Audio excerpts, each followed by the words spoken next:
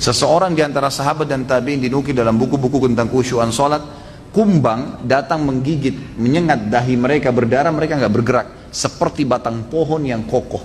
Luar biasa ini. Karena mereka tahu sama siapa mereka berhadapan gitu kan. Dan memang ini sudah menjadi tradisi mereka ya.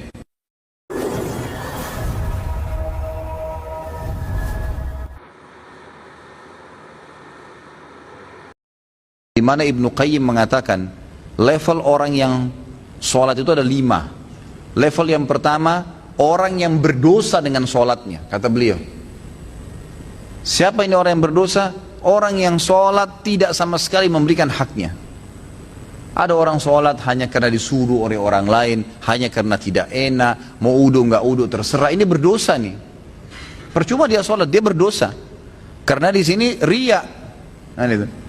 Dan tidak ada hubungannya dengan Allah SWT, malah berdosa dengan sholatnya. Ada orang yang kedua, sholat tapi nggak dapat pahala. Dia tahu diperintahkan sama Allah tapi tidak dapat pahala, karena dari awal takbir sampai salam semuanya menghayal. Ini orang yang percuma, nggak ada pahalanya. Masuk dalam sabda Nabi SAW, ada orang ya, yang hari kiamat diremuk-remuk sholatnya seperti pakaian kotor lalu dilemparkan ke wajahnya. Karena dari takbir sampai salam nggak ngerti apa yang dia lakukan. Untuk apa sholat kalau begitu? Allah nggak butuh sholat kita, ikhwani. Allah nggak butuh. Biar kita sholat khusyuknya luar biasa, sujudnya sampai berhari-hari nggak angkat kepala, tetap aja Allah nggak butuh dengan itu. Kata Nabi SAW dalam hadis Qudsi, Allah SWT berfirman, wahai anak Adam, apapun yang kau kerjakan tidak akan bermanfaat bagiku dan aku akan kembalikan kepadamu. Itu amal kalian yang akan bermanfaat buat kalian sendiri, tidak ada manfaatnya buat saya. Kata Allah SWT, hadis Qudsi. Ini luar biasa, harus kita faham nih ya, tidak boleh salah dalam masalah-masalah seperti ini. Maka kita harus tahu bahwasanya sholat itu kita yang butuh dan bukan Allah Azza wa Jalla. Baik, Abu Sa'id Al-Khudri, Ibnu Qayyim mengatakan tadi orang yang kedua adalah orang yang tidak dapat pahala sama sekali. Yang ketiga, orang yang dapat pahala. Dapat pahala, tapi pahalanya pas-pasan. Ini sesuai dengan sabda Nabi SAW. Ada orang yang sholat tidak akan mendapatkan kecuali setengah pahala sholatnya. Ada orang yang sholat tidak dapat kecuali 1/10 dari sholatnya. Jadi kecil, ada pahala tapi kecil. Lebih banyak menghayal daripada fokusnya. Yang keempat adalah orang yang sholat berusaha untuk fokus, gitu kan? Tetapi terkadang masih menghayal, masih terlintas. Maka ini lebih dominasi pahala yang dia dapatkan daripada hilangnya pahala. Karena kalau kita lagi baca Al-Quran atau kita lagi baca bacaan sholat, kemudian kita fokus, dapat konsentrasi, ikutin bacanya, dapat pahala terus per hurufnya, gitu kan? Pergerakan juga ada pahalanya. Tapi pada saat kita baca terus kita nggak sadar lagi menghayal, cuma lisan kita karena sudah terbiasa membaca, jadi ngucapin kena rutinitas, itu nggak ada pahalanya, gitu kan? Itu nggak ada pahalanya.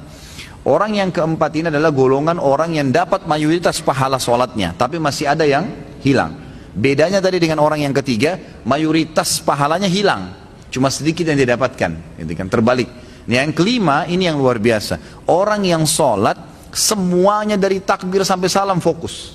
Bahkan kalau mereka sholat, mereka sudah lupa siapapun yang ada di sekitarnya. Mereka tidak perlu tahu tempat itu di mana mereka berada. Sampai pada tingkat itu. Abu Sa'id Al-Khudri radhiyallahu anhu dikatakan dalam riwayat dan masuk dalam poin yang kelima ini. Jadi bukan jangan anda katakan oh susah orang kalau fokus sholat, itu nggak ada susahnya. Asal dia mau, dia tahu dulu nilainya kadar sholat itu. Abu Sa'id Al-Khudri berkata radhiyallahu anhu, saya pernah disuruh oleh Nabi SAW menjaga pasukan di malam hari dan Nabi SAW sedang tidur bersama dengan pasukan. Maka saya pun sholat di semak belukar. Pada saat saya lagi sholat, tiba-tiba ada mata-mata musuh dari jauh itu yang memanah ke arah saya dan tepatnya jatuh di jantung saya.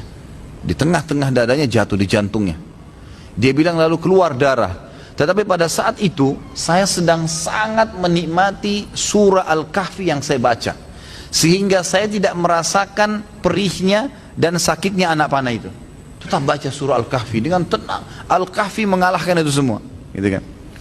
Lalu kemudian dia berkata, mata-mata itu melepaskan lagi anak panah yang kedua. Dilepaskan anak panah kedua, jatuh tepat di sebelahnya anak panah pertama, tergores, keluar darah lagi. Tetap saya masih belum merasakan sakitnya karena nikmatnya membaca surah Al-Kahfi. Sampai musuh itu melepaskan 9 atau 10 anak panah. Sasarannya semua hampir sama, di jantung. Dia bilang, kalau bukan karena saya khawatir, ini sudah mulai berat, ini 10 anak panah di dadanya. Dia bilang, kalau bukan saya khawatir saya terbunuh dengan anak panah selanjutnya, kemudian Nabi SAW dan sahabat-sahabat yang lain akan dibunuh oleh musuh, demi Allah saya akan selesaikan sholat saya dengan surah Al-Kahfi. Tapi karena saya khawatir itu, maka dia ruku. Dia bilang, waktu saya ruku, kemungkinan mata-mata itu tahu kalau saya manusia. Tadi dia ragu. Kemudian dia lari dan tidak jadi menyerang pasukan muslimin.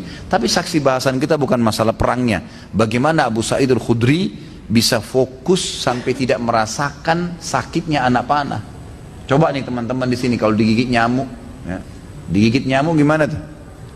Jangan kan digigit, baru suaranya sudah buyar semua konsentrasinya, gitu kan? Seseorang di antara sahabat dan tabi'in dinukil dalam buku-buku tentang khusyuan sholat, kumbang datang menggigit, menyengat dahi mereka, berdarah, mereka nggak bergerak, seperti batang pohon yang kokoh. Luar biasa. Karena mereka tahu sama siapa mereka berhadapan, gitu kan? Dan memang ini sudah menjadi tradisi mereka, ya. Bagaimana jikalau kita sholat tapi memikirkan level-level sholat seperti yang Pak Ustadz rincikan dengan pembahasan barusan, apa tetap dapat pahala? Level-level sholat apanya mesti dibayangkan? Enggak, fokus bacaan saja, enggak usah bayangkan yang lain. Alhamdulillahirrahmanirrahim, fokus ucapan diucapkan, telinga kita mendengar, mata kita dibuka lihat tempat sujud. Udah, renungi maknanya. Kalau nggak ngerti maknanya, maka kita ikutin bacaannya. Alhamdulillahirrahmanirrahim, kita dengar dengan kuping kita, gitu kan? Ar-Rahmanir-Rahim kita dengar. Masa kalau dengar musik bisa konsentrasi, dengar Quran tidak bisa, gitu ya? Jadi gitu, seperti itulah. Jadi nggak usah bayangin apa-apa, nggak usah bayangin apa-apa. Tadi ada yang bayangin kambing sama ayam apa segala, nggak perlu, gitu. Apakah level-level tipe sholat tersebut berkorelasi dengan level-level dosa yang telah kita lakukan? Dalam artian level 5 itu dosanya sedikit. Iya tentu saja. Karena itu memang ada hadis Nabi SAW. Ya. Jadi dosa itu bisa menghambat rezeki dan bisa menghilangkan atau mengurangi konsentrasi kepada Allah SWT. Malasnya kita ibadah justru karena adanya dosa. Salah satunya. Maka coba perbanyak istighfar. Perbanyak istighfar. Saya punya pengalaman pribadi, pernah saya belajar waktu saya masih SMA kelas 3 di kota Madinah pada waktu itu tahun 1993. Kemudian saya di masjid kampus lagi menghafal materi balaghah. Memang agak sulit waktu itu materinya. Saya coba hafal nggak bisa, lupa terus. Saya juga kalau sholat, gitu kan, sering kadang-kadang tidak konsentrasi, lebih banyak menghayalnya.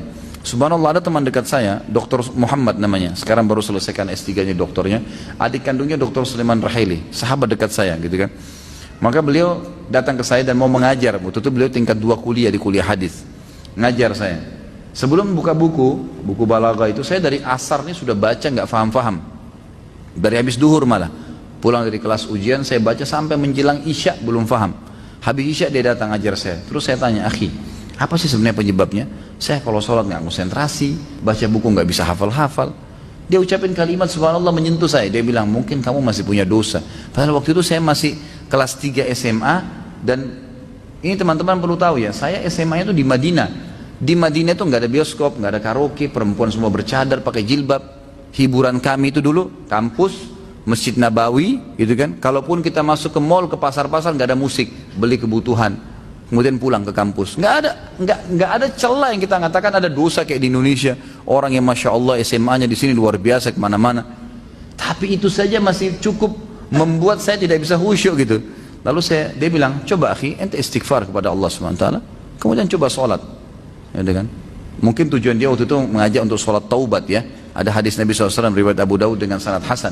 Tidak ada seorang hamba yang berbuat dosa, kemudian dia berwudu, lalu dia sholat 2 rakaat, lalu dia beristighfar kecuali Allah ampuni dosanya. Maka saya astaghfirullah wa atubu ilaih, saya berdiri, saya sholat.